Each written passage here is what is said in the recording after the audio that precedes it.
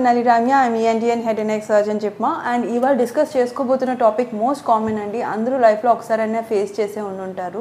మీరు ఎప్పుడూ అనుకునే ఉండుంటారు ఏంటి వరీ, స్ట్రెస్ అండ్ డిప్రెషన్ ఇవన్నీ కామనే కదా, దీనివల్ల ఏంటి మనకి ఏం అవ్వదు, ఆ నిమిషం బాగానే ఉంటుంది, తర్వాత okay it is fine and we will relax అనుకుంటారు. కానీ ఆ ప్రాబ్లమ్స్ వల్ల బాడీలీ మేనిఫెస్టేషన్స్ కూడా మనం తెలుసుకుంటే మీరు ఈ యొక్క స్ట్రెస్ అయినా డిప్రెషన్ అయినా మీరు సైడ్ పెట్టేస్తారు నిజంగా. ఎందుకు అంటే మనం ప్రతిసారి ఏదో ఒక రీజన్తో ఏదైనా స్మాల్ టు బిగ్ రీజన్స్, చాలామందికి స్మాల్ రీజన్స్ ఉండొచ్చు, big reasons according to the mental stability ప్రకారం ఒక్కొక్కరు ఒక్కొక్క వేగా రియాక్ట్ అవుతూ ఉంటారు. కొంతమంది ఏంటంటే సివియర్ ఫార్మ్ ఆఫ్ రియాక్షన్స్ ఉంటాయి, కొంతమంది ఏమొచ్చి ఓకే టేక్ ఇట్ ఈజీ అని చూస్తూ ఉంటారు. It depends on various mentalities. Stress అంటే ఏంటి? స్ట్రెస్ అంటే ఏంటంటే ఇది biological, emotional and physical wellbeing మాట. అంటే జస్ట్ ఇది మెంటల్ దాన్ని బట్టే కాదండి, ఇది ఫిజికల్ హెల్త్కి కూడా ఎఫెక్ట్ చేస్తుంది. ఎలా ఫిజికల్ అంటే చాలా హార్మోన్స్ అనేవి బాడీలో మారుతూ ఉంటాయి, కెమికల్ రియాక్షన్స్ కూడా మారుతూ ఉంటాయి. దానివల్ల స్ట్రెస్ వల్ల ఇవన్నీ ఉంటాయి కాబట్టి మన బాడీలో మేనిఫెస్టేషన్స్ బయట కనబడిపోతూ ఉంటాయి, ఈజీగా కనబడతాయి.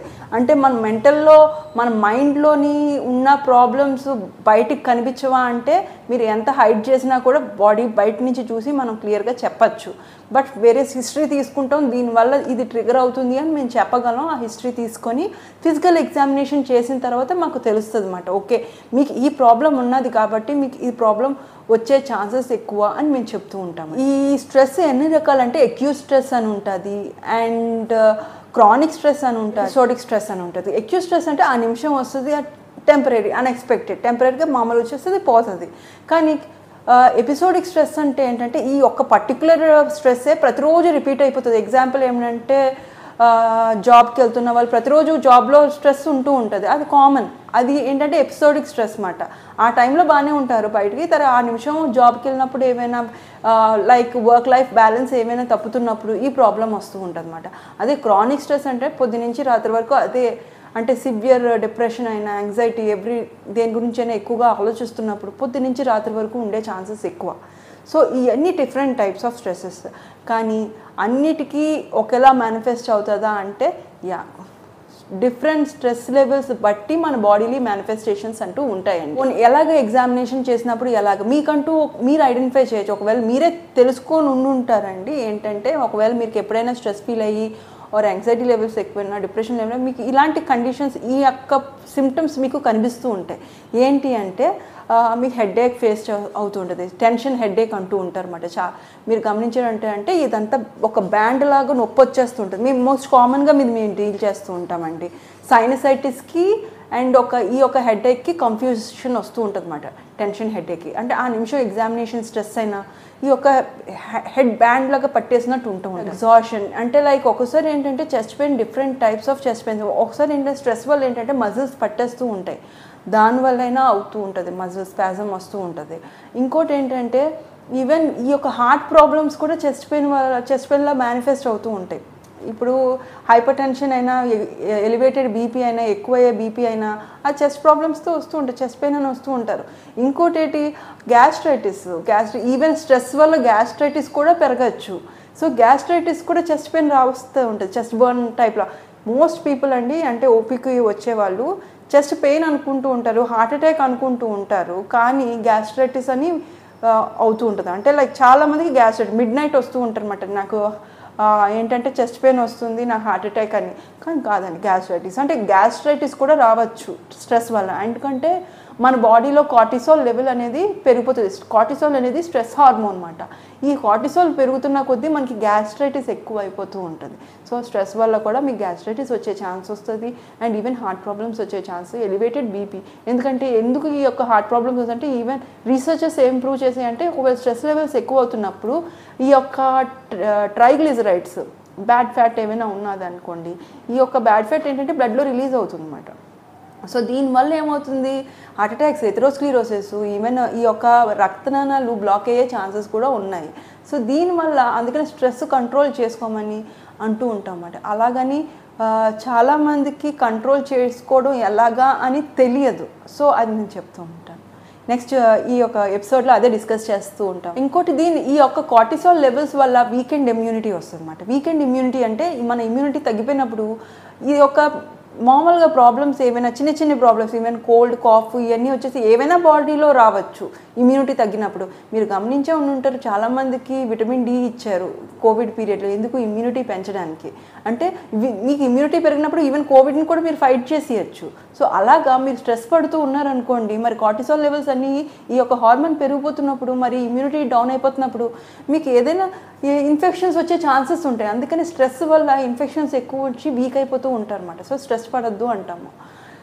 ఫిజికల్ సైన్స్ మాట అండి. మరి సైకలాజికల్ సైన్స్ ఏంటంటే యాంగ్జైటీ, డిప్రెషను, ఈ ప్రాబ్లమ్స్ మోస్ట్ కామన్ సైకలాజికల్గా. ఇట్టి ఫిజియలాజికలే కాదు, సైకలాజికల్ అండ్ బిహేవియరల్ అని కూడా మనం అనుకున్నాం. మరి బిహేవియరల్ ఏంటి?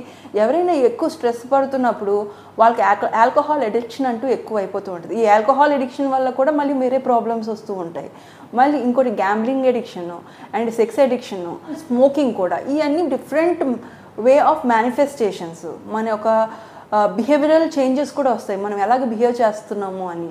సో ఈ స్ట్రెస్ వల్ల ఈ ఒక్కటే కాదండి, behavioural changes, psychological changes and physical changes, దీనివల్ల టోటల్గా పర్సన్నే వీక్ అయిపోయే ఛాన్సెస్ చాలా ఎక్కువ. దానివల్ల సివియర్ దాంట్లోని సూసైడ్స్కి వెళ్ళిపోయే ఛాన్సెస్ కూడా చాలా ఎక్కువ ఉంది. ఒక్కోసారి ఏంటంటే మన స్కిన్ మీద కూడా స్ట్రెస్ వల్ల చాలా ఎఫెక్ట్స్ ఉంటాయండి. ఏంటంటే స్కిన్ ర్యాషెస్ వస్తూ ఉంటాయి అన్నమాట. అదేంటంటే స్ట్రెస్ రిలేటెడ్ హీవ్స్ అన్నమాట.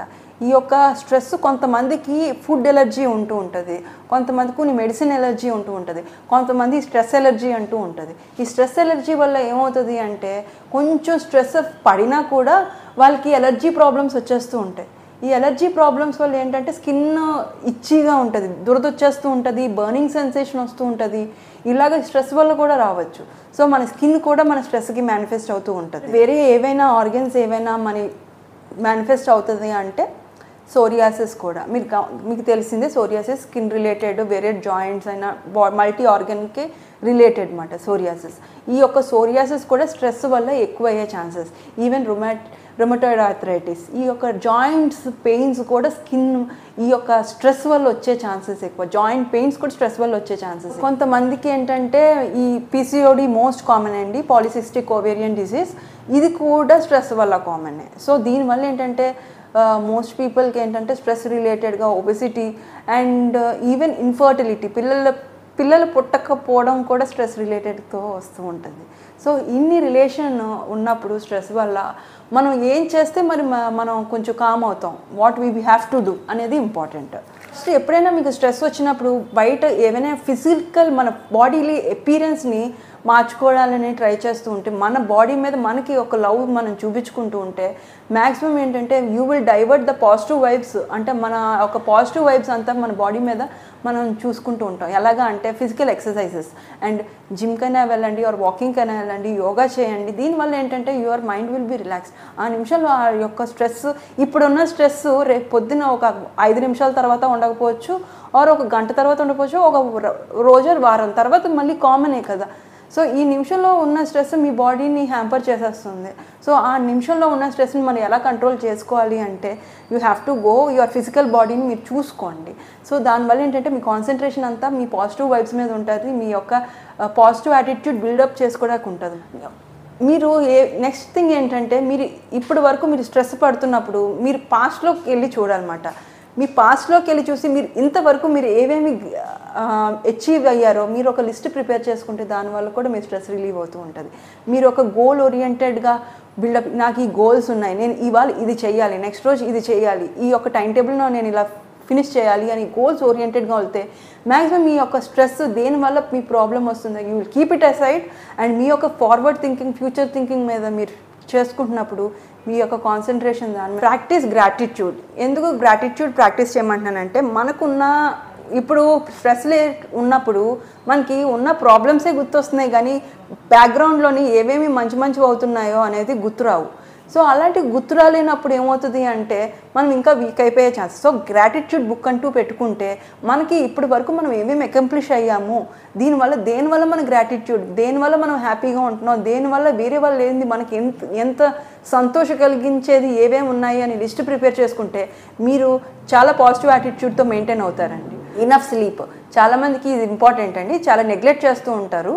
ఓవర్ అంబిషియస్గా వెళ్ళిపోయినా లేకపోతే ఓవర్ డిప్రెషన్లోకి వెళ్ళిపోయినా ఏదైనా ఎక్కువ ఓవర్ అవుతున్న కొద్దీ మనకు నిద్ర లేకుండా పోతుంది. ఆ నిద్ర లేకపోవడం వల్ల ఏంటంటే మన హార్మోనల్ చేంజెస్, మన బ్రెయిన్ సిగ్నల్స్ ఇచ్చేస్తూ ఉంటుంది, మన నెక్స్ట్ రోజు వర్క్ చేయలేం, ఈవెన్ ఇరిటబిలిటీ వచ్చేస్తూ ఉంటుంది. ఇరిటబిలిటీ వల్ల ఏమవుతుందంటే మన ఒక సోషల్ లైఫ్ కూడా బ్యాడ్ అయిపోతుంటుంది. సో ఇనఫ్ స్లీప్ అనేది తీసుకోండి. డిప్రెషన్ ఉంటున్నప్పుడు మేబీ స్లీప్ రాకపోవచ్చు, అలాగని మీరు ఇవన్నీ ముందున్న పాయింట్స్ మీరు ప్రాక్టీస్ చేస్తున్న కొద్దీ you will be going into sleep better. Practice to say no. ప్రతిదానికి మీరు ఎస్ అని చెప్తున్న కొద్దీ మీరు సమ్టైమ్స్ మీకు నో అని చెప్పాలనుకున్నా కూడా మీరు చెప్పలేకపోతారు. దానివల్ల మీరు పాస్ట్లో అయ్యో నేను ఎస్ చెప్తే బాగుండేదే, అయ్యో నేను నో చెప్తే బాగుండేది, మీరు ఒక డెసిషన్ మేకింగ్ అనేది మీరు వేరే వాళ్ళు ఏం ఫీల్ అవుతారు అని ఆలోచించకుండా మీకు అది హ్యాపీగా అవుతుందా లేదా అని మీరు ఆలోచిస్తూ ఉంటే అది మీరు నో అంటారు. తర్వాత మీరు ఆ నిమిషంలో మీరు అయ్యో అనుకున్నా కూడా మీరు నెక్స్ట్ మినిట్లో మీరు హ్యాపీగా ఉంటారు. So end of the day మీరు మీకోసం మీరు నించుని మీరు నో అన్నప్పుడు మీరు హ్యాపీగా ఉంటారు. సో ఇది one kind of stress relieving అన్నమాట. ఇదంతా బాగానే ఉంది. సో నేను ఇవన్నీ చేస్తున్నానండి, నాకు మరి ఏం తగ్గట్లేదు అంటే మరి కౌన్సిలర్ని మీరు సీక్ అవ్వండి.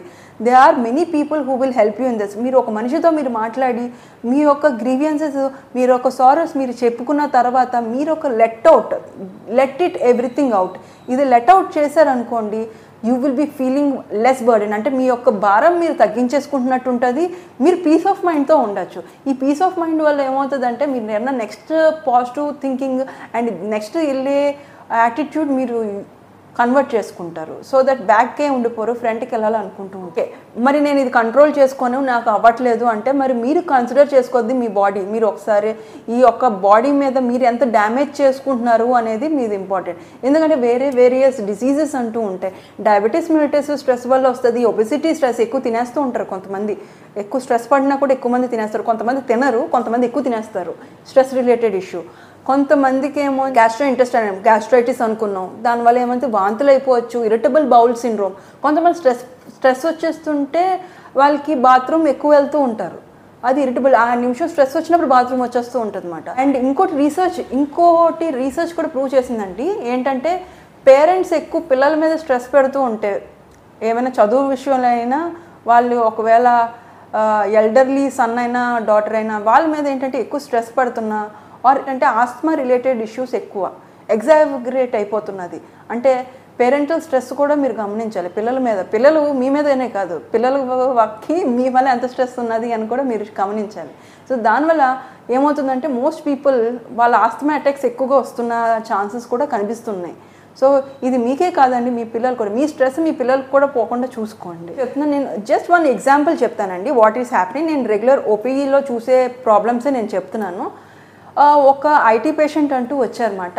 IT patient, she is working really hard, చాలా కష్టపడుతున్నారు. అంటే వర్క్ ఫ్రమ్ హోమే, ఇంటి నుంచే వర్క్ చేస్తున్నారు ఆవిడ.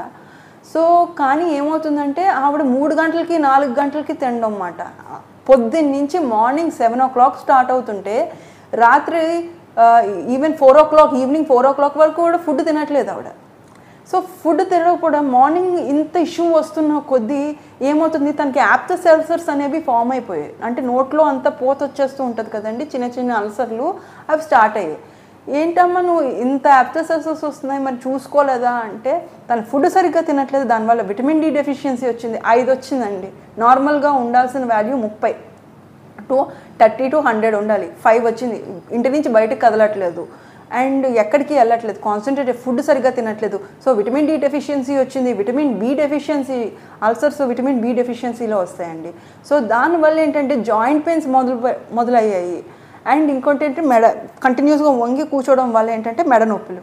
సో ఈ వర్క్ స్ట్రెస్ వల్ల చాలామందికి గ్యాస్ట్రైటిస్లు ఇవన్నీ. అండ్ మీరు గమనించే ఉంటారు, ఇవాళ న్యూస్ కూడా వచ్చింది, వర్క్ రిలేటెడ్ స్ట్రెస్ వల్ల సూసైడ్స్ కూడా చేసుకుంటున్నారు అండ్ ఈవెన్ చనిపోతున్నారు కూడా. సో అలాంటివి వరకు వెళ్ళకండి. అంటే లైక్ మీరు పని చేస్తుంది హ్యాపీగా జీవించడానికి, కానీ రిలేటెడ్ వర్క్ లైఫ్ బ్యాలెన్స్ అనేది మీరు చూసుకుంటూ ఉంటే ఇవన్నీ ప్రాబ్లమ్స్.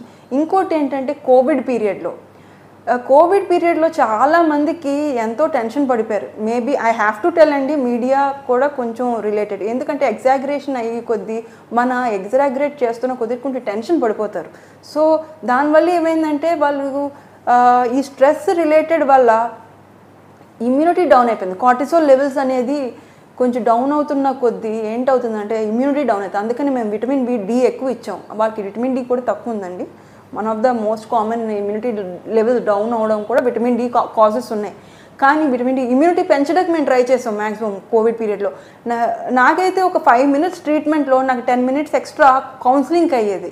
ఎందుకు అంటే మెయిన్గా ఏ ఒక్క డిసీజెస్ మేనిఫెస్ట్ అయినా బ్రెయిన్లో మేనిఫెస్ట్ అవుతున్నాయి. ఫస్ట్ బ్రెయిన్లో మేనిఫెస్ట్ అయ్యి బయట చూసే ఒక ప్రాబ్లమ్స్, ఒక మనిషి చనిపోతుంటే మనం కూడా చనిపోతాం. మరి ఇప్పుడు బతుకున్న వాళ్ళు అందరూ కోవిడ్లో ఎఫెక్ట్ అయిన వాళ్ళే కదా, అందరూ బతికి బయటపడిన వాళ్ళే కదా. సో అందరూ బయట అంటే అందరూ చనిపోవడం లేదు, స్ట్రెస్ వల్ల అందరూ చనిపోరండి. వచ్చిన వాళ్ళు అందరూ మీరు ఇమ్యూనిటీ బిల్డప్ చేసుకుంటూ ఉంటే మీరు కొంచెం మీ బాడీలీ యాక్టివిటీస్ మీరు చూసుకుంటూ ఉంటే మీరు ఎంత స్ట్రెస్ పడాల్సిన అవసరం లేదు. మీరు సొల్యూషన్స్ ఎదుర్కొంటారు. దాని కాకుండా బయట ఉన్న నెగిటివిటీ, ఎవరైనా మీకు నెగిటివ్గా ఏమైనా మాట్లాడుతుంటే సైడ్ పెట్టేయండి, అవసరం లేదు, వాళ్ళతో మాట్లాడాల్సిన అవసరం లేదు. This is not the way to manage our body. మనకి పర్సనల్ లైఫ్ ఎంత ఇంపార్టెంట్, ప్రొఫెషనల్ లైఫ్ కూడా అంతే ఇంపార్టెంట్. సో రెండింటిని బ్యాలెన్స్ చేసుకోవడం అనేది వెరీ మచ్ ఇంపార్టెంట్. సో ఈ యొక్క ఎపిసోడ్ కానీ మీకు నచ్చినట్లయితే మీ వాళ్ళకి చెప్పండి. ఎందుకంటే ఇది వెరీ సింపుల్గా అనిపిస్తూ ఉంటుంది కానీ చాలా సీరియస్ ప్రాబ్లమ్స్ వస్తాయి. ఈవెన్ ఎక్స్ట్రీమ్ లెవెల్స్లో కూడా వెళ్ళే ఛాన్సెస్ ఉన్నాయి. సో మీ యొక్క ఫ్రెండ్స్కి షేర్ చేయండి. ఈ యొక్క ఎపిసోడ్ కానీ మీకు నచ్చినట్టయితే మీ వాళ్ళకి చెప్పండి. Knowledge is power.